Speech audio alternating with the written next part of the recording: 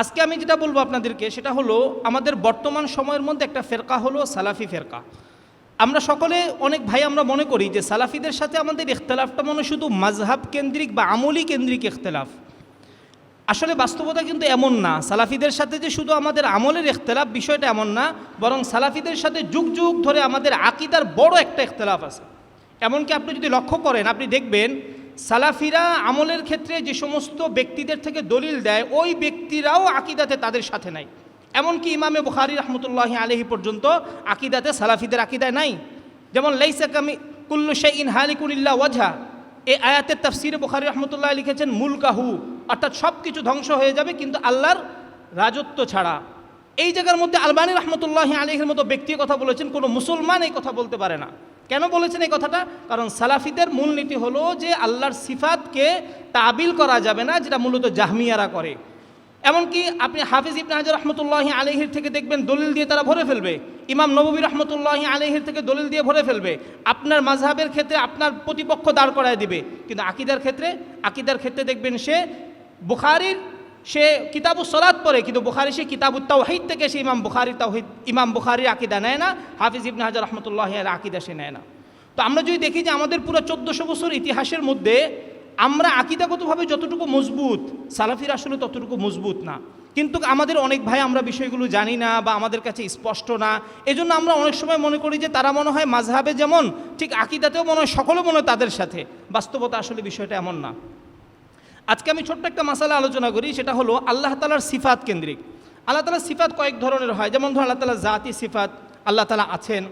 আল্লাহ তাআলা কর্মগত সিফাত, যেমন আল্লাহ তাআলা সব কিছু সৃষ্টি করেছেন, আল্লাহ তাআলা আমাদেরকে খাওয়ান, আল্লাহ তাআলা আমাদেরকে রিজিক দান করেন, আল্লাহ তাআলা আমাদেরকে জীবন দান করেছেন, মৃত্যু দান করবেন।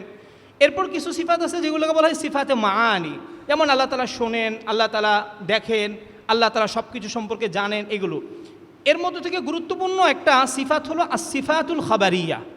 আসিফাতুল খাবারিয়া বলা হয়, যদি সহজভাবে আমরা বুঝি, সেটা হলো কোরআন এবং হাদিসের মধ্যে যদি এই সমস্ত সিফাতের বর্ণনা না আসতো তাহলে আমাদেরকে এই সিফাতগুলো আল্লাহ তাআলার জন্য সাব্যস্ত করা জরুরি ছিল না। আমরা আকলগতভাবে আমাদের নবী না আসলেও আমাদের এই কথা বলতে বাধ্য হতাম বিশ্বজগৎ দেখে যে আল্লাহ একজন আছেন। যেহেতু তিনি আছেন, তিনি অবশ্যই সব কিছুর উপর ক্ষমতা রাখেন এবং তিনি সব কিছু শোনেন। কিন্তু সিফাতে খাবারিয়া মানে হলো যদি কোরআন এবং সুন্নাতে বর্ণনা না আসতো তাহলে এটা আমাদের জন্য জরুরি ছিল না যেটা আল্লাহর জন্য সাব্যস্ত করা। যেমন ইয়াদুন হাত, আইনুন চোখ, তারপরে ধরেন কাদামের কথা এসেছে, ইস্তাওয়ার কথা এসেছে।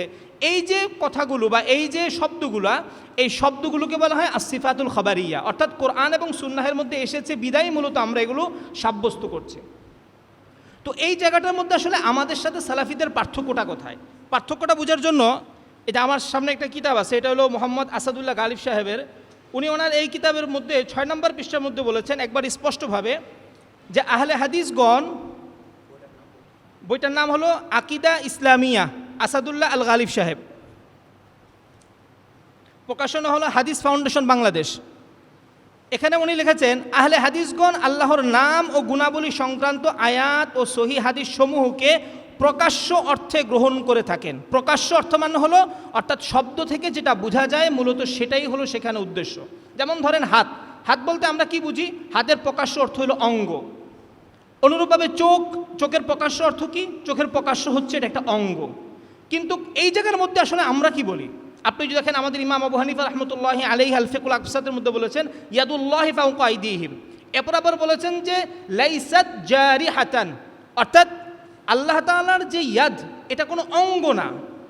আবার ইমাম আবু হানিফা রাহমাতুল্লাহি আলাইহি আল ফিকহুল আকবারের মধ্যে বলেছেন ফাহুয়া লাহু সিফাতুন বিলা কাইফিন, এগুলো হচ্ছে আল্লাহ তাআলার সিফাত কিন্তু এগুলোর কোনো ধরন জানি না, বিষয়টা এমন না, ধরনই নেই, এগুলোর কি নাই?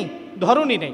তো এখানে পার্থক্যটা একটু বুঝেন। পার্থক্যটা হলো একটা হচ্ছে শুধু গুণ, আরেকটা হচ্ছে অঙ্গ বিশিষ্ট গুণ, দুই জিনিস। যেমন আমরা যদি বলি যে ইলম, এটা কিন্তু আমার আপনার একটা গুণ। যেমন আপনাকে যদি আমি বলি যে আপনার ইলমটা আপনি আমাকে দেখান, আপনি আমাকে দেখাতে পারবেন না, এটা আপনার কখনো দেখানো সম্ভব না। কিন্তু আমি যদি বলি আপনার হাতটা আপনি আমাকে দেখান, আপনি কিন্তু হাতটা আগে বেড়ে আমাকে দেখাতে পারবেন। আমরা যেটা বলি সেটা হলো এগুলো আল্লাহ তাআলার সিফাত। সিফাত মানে হলো ইলম যেমন একটা সিফাত, শোনা যেমন একটা সিফাত, দেখা যেমন একটা সিফাত, ঠিক তেমনি ইয়াদুন আইনুন এগুলো আল্লাহ তাআলার সিফাত। যেটা আবু হানিফা রাহমাতুল্লাহ স্পষ্ট আকারে বলেছে যে ফাহুয়া লাহু সিফাতুন, এগুলো আল্লাহ তাআলার সিফাত। কিন্তু সালাফিরা তারা দেখবেন এটাকে শুধু সিফাত বলবে না, এরা বলবে এটা হলো অঙ্গ বিশিষ্ট সিফাত, অর্থাৎ এই শব্দটার বাহ্যিক অর্থ বলতে আল্লাহ তাআলার অঙ্গ বুঝায়, সুতরাং সেই জায়গার মধ্যে আল্লাহ তাআলা অঙ্গ বিশিষ্ট বিভিন্ন সত্তা। নাউযুবিল্লাহি মিন যালিক। আবু হানিফা রাহমাতুল্লাহি আলাইহি আল ফিকুল আকবার মধ্যে লা জিসমা লাহু একবার স্পষ্টভাবে এভাবে বলে দিয়েছেন। ইমাম তাহাবী রাহমাতুল্লাহি আলাইহি তাআলা আল্লাহু আনিল হুদুদ ওয়াল গায়াত ওয়াল জিহাদ ওয়াল আ'যা একবার এই শব্দ বলেছেন। এবং ইমাম তাহাবী রাহমাতুল্লাহি আলাইহির এই আকীদার কিতাবের উপর পুরা মানে পূর্ববর্তী পরবর্তী সবাই ইত্তেফাক যে এটার মধ্যে যে আকীদা আছে এই আকীদা ইমাম আবু হানিফার আকীদা এবং এটাই হলো আহলুস সুন্নাত ওয়াল জামাতের আকীদা। ওখানের মধ্যে যদি আমরা দেখি উনি সুস্পষ্টভাবে আল্লাহ তাআলার অঙ্গটাকে উনি কী করেছেন? নাকচ করেছেন। এখন দেখবেন আবু বকর জাকারিয়া সাহেব সহ সবাই আপনাদেরকে একটা ট্যাগ লাগাই দিবে, বলবো আপনারা জাহমিয়া। দেখবেন বলবে তারা জাহমিয়া। কেন জাহমিয়া?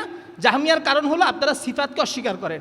ভাই আমাদের শুধু তাকে বলেন যে ভাই আমাদের কোন ইমাম কোন কিতাবের মধ্যে লিখেছেন যে আমি আল্লাহ তাআলার ওই সিফাতটাকে অস্বীকার করি? শুধু একজন ইমামের নাম বলেন। এখানে আসলে অস্বীকারটা কোনটা?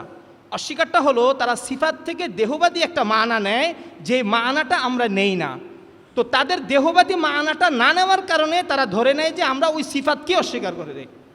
নাউযুবিল্লাহি মিন যালিক। কিন্তু বাস্তবতা হলো আমরা আশআরী বলেন, মাতুরিদি বলেন, আমরা কেউ আল্লাহ তাআলার কোনো সিফাতকে আমরা অস্বীকার করি না। এই জন্য কোনো সালাফির সাথে যদি আপনার আলোচনা হয়, মুজাকারা হয়, তার সাথে সহজে মুজাকারা এইভাবে বলবেন যে ভাই আল্লাহ তাআলার হাত বা আল্লাহ তাআলার হাত বা ইয়াদ এটা কি? বলবে সে সিফাত। বলবেন ভাই এটা যে সিফাত এটার সাথে আমিও একমত। দ্বিতীয় ধাপ হলো এটা কি আল্লাহ তাআলার গুণগত সিফাত না এটা আল্লাহ তাআলার অঙ্গগত সিফাত? কোনটা? যদি সে বলে অঙ্গগত সিফাত তাহলে বুঝবেন সে হলো দেহবাদী। আর যদি সে বলে যে না এটা গুণগত সিফাত তাহলে আপনার সাথে আমার কি নেই, কোনো পার্থক্য নাই।